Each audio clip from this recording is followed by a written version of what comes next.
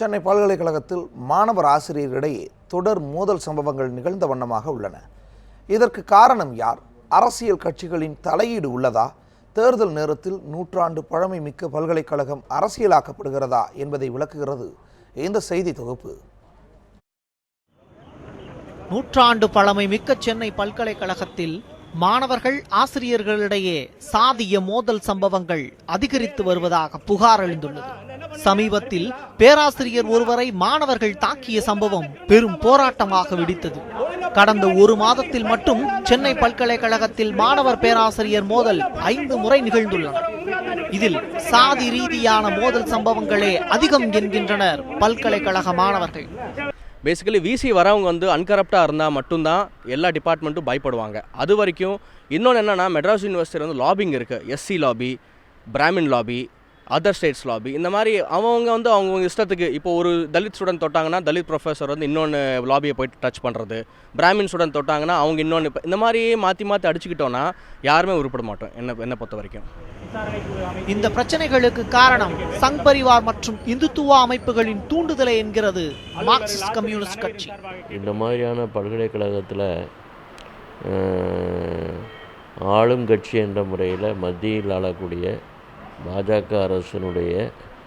பாஜகவினுடைய சங் பரிவார் கூட்டத்தினுடைய தலையீடும் அதில் அதிகமாகிட்டு இருக்கு. சமீப காலமாக அது ரொம்ப அதிகமாகிக்கிட்டு இருக்குது. அதனுடைய பல தலைவர்களும் ஏபிவிபியை சேர்ந்தவங்கள்லாம் அடிக்கடி வந்துட்டு போகிறாங்க. அப்போ அது மாணவர்கள் மத்தியில் அந்த பல்கலைக்கழகத்துக்குள்ள பல சம்பவங்களுக்கு ஒரு பாதகமான பதட்டமான சூழல் உருவாவதுக்கும் காரணமாக இருக்குதுன்னு நாங்கள் பார்க்குறோம்.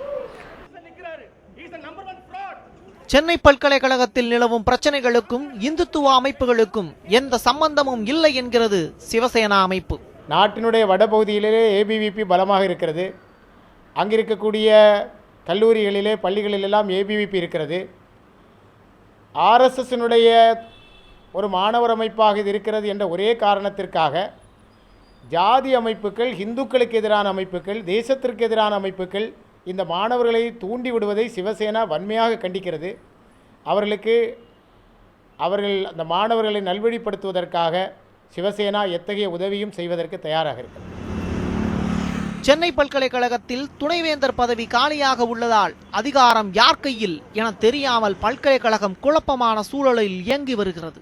பல்கலைக்கழக நிதி தவறாக பயன்படுத்தப்படுவது தொடர்பாக செனட் கூட்டத்திலும் தீர்மானம் நிறைவேற்றப்பட்டது.